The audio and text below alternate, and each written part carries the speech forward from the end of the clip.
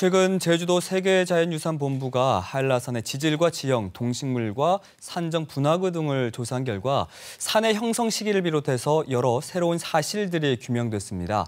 앞으로 한라산의 보전 방향과 동아시아 기후변화 연구에 귀중한 자료가 될 텐데요. 좀 더 자세히 알아볼까 합니다. 오늘 이 자리에는 제주도 세계자연유산본부의 한라산 연구부의 안웅산 박사 나오셨습니다. 안녕하십니까? 어서 오십시오. 안녕하십니까? 네. 이번 조사가 그러니까 한라산에 대한 기초 학술 조사가 이번이 처음은 아니지 않습니까?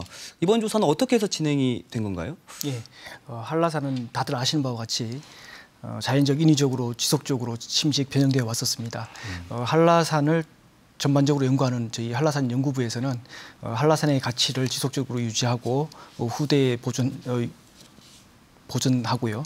그리고 그 탐방객들의 안전을 보장하기 위해서 한라산의 침식과 변형에 관련된 관련이 있을 것으로 추정되는 지형 지질이라든지 식생, 기후 변화에 대해서 대한 정량적인 기초 자료를 구축하기 위해서 이번 연구를 추진했고요. 네. 특히 그 과정에서 정밀 지형 자료를 구축함으로써 한라산의 지형 변화에 대한 모니터링의 기준을 마련했다는 성과를 거두기도 했습니다. 네.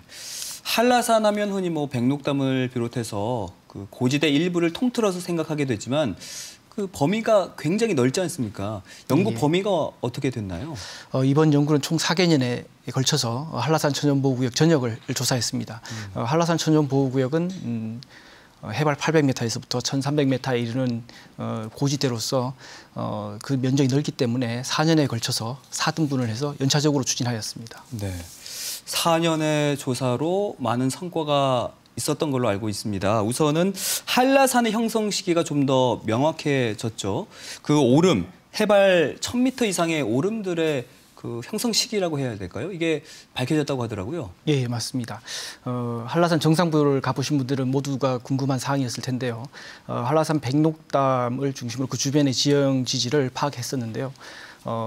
한라산 백록담의 서척부에 있는 경사가 급한 부분은 지금부터 약 28,000년 정도 전에 조멸암 돔이 형성되면서 급경사지를 이루게 되고요.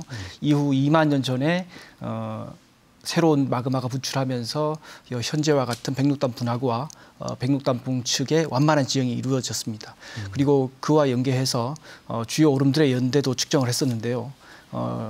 1000m 고지에 있는 Y 계곡에서 19만 년, 그리고 99골에서 12만 년, 삼각봉에서 10만 년, 그리고 영실이 6만 7천 년, 성판악이 4만 년의 연대를 얻었습니다.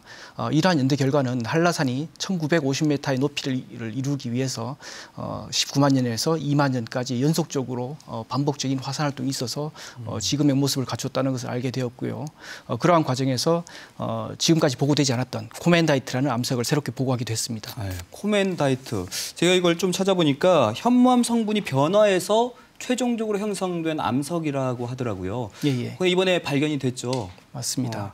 학계에 관심이 지금 많은데 왜 이 암석이 중요한 겁니까? 최근까지 제주도에는 현무암에서 조멸암 성분의 암석만 분포하는 것으로 알고 있었습니다. 조멸암에서 더 진화한 것이 코멘다이트라는 암석인데요.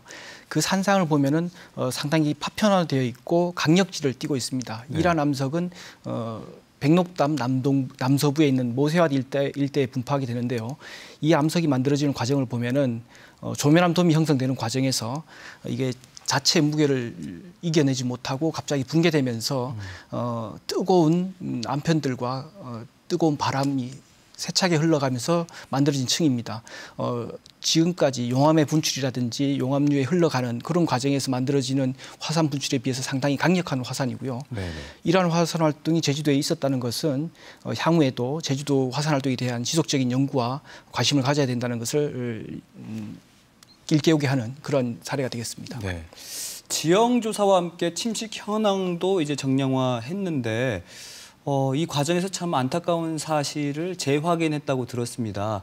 탐방로 훼손과 관련된 문제였는데 실제로 어떻던가요? 한라산에는 5개의 탐방로가 있습니다. 아시는 것처럼 특히 성판악과 돈내코에서 침식이 많이 진행된 것으로 파악되었었는데요. 성판악의 경우에는 탐방객들이 많기 때문에 탐방객들의 답압에 의해서 식물 뿌리가 노출된다든지 비가 왔을 때 그러한 지형으로 빗물이 흘러서 침식이 많이 진행되는 것으로 파악되었고요. 네. 이에 비해서 상대적으로 탐방객이 적은 돈네코의 경우에는 침식은 많이 진행되는데 그것이 탐방객의 다밥보다는 지형 경사가 급해서 그쪽을 따라서 강우들이 집중되면서 침식이 진행되는 것으로 파악되었습니다. 이러한 침식은 데크 설치라든지 노면 피복과 같은 조치를 통해서 충분히 감소될 것으로 예측됩니다. 네, 그 돈네코 탐방로 해소는 좀 의외의 결과네요. 예, 맞습니다. 그렇군요. 저희도 예측하지 못했었던 결과입니다. 그럼 이외에 뭐 동식물과 관련되거나 아니면 뭐 식생 조사도 있었는데 어떤 성과가 있었습니까? 저희는 그동안 최근에 조금 소홀했었던 지렁이라든지 거미류, 토양 미소동물과 같은 동식물들을 조사했었고요. 그 결과 10여 종의 신종과 40여 종의 미기록종을 발굴했습니다. 네. 특히 한라산 애지렁이와 같은 신종들은 국제학술지에 보고되면서 제주도를 널리 알리는 데 기여했고요. 네. 그리고 백록담 주변에는 특히 암매와 같은 희귀특산 식물들이 자생하고 있는데요. 그 위치와 현황들을 조사하고 이것들을 지리 정보함으로써 향후에 이런 희귀특산 식물을 계속적으로 모니터링할 수 있는 그런 자료를 구축했습니다. 네. 뭐 오늘 많은 이야기를 들었지만 그래도 한라산에 대한 궁금증은 여전히 차고 넘칩니다. 앞으로도 뭐 계속해서 여러 가지 연구가 진행돼야 할 것 같은데 어떤 계획 가지고 있습니까? 이번 연구를 하면서 한라산을 알면 알수록 그리고 가면 갈수록 더 한라산을 사랑하게 된다는 그런 느낌을 가졌고요. 저희 한라산 연구부에서는 지금까지의 연구 성과에 만족하지 않고 한라산 고지대의 정밀 지질도라든지 고지대 시추와 같은 것들을 추진해서 좀 더 많은 것을 밝히기 위해서 지속적으로 노력할 거고요. 네.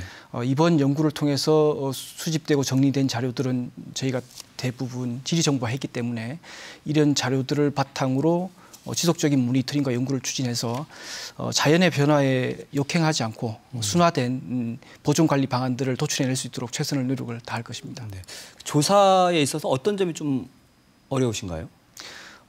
어려움보다는 시간이 지날수록 좀 더 희망이 생기는 것 같습니다. 처음에 생각했던 것보다 훨씬 연구를 할 것도 많고 갈 수 있는 기회도 많아져가지고 좀 더 저희도 기대를 하고 있습니다. 네, 알겠습니다. 이번 연구를 통해서 동아시아 기후변화 연구에 있어서도 귀중한 자료를 얻었다고 들었거든요. 뭐 여전히 베일에 쌓인 한라산의 가치가 앞으로 뭐 말씀해 주신 그 계획된 여러 가지 연구를 통해서 계속해서 밝혀지길 기대해 보겠습니다. 오늘 말씀 여기까지 나누겠습니다. 고맙습니다. 감사합니다. 네.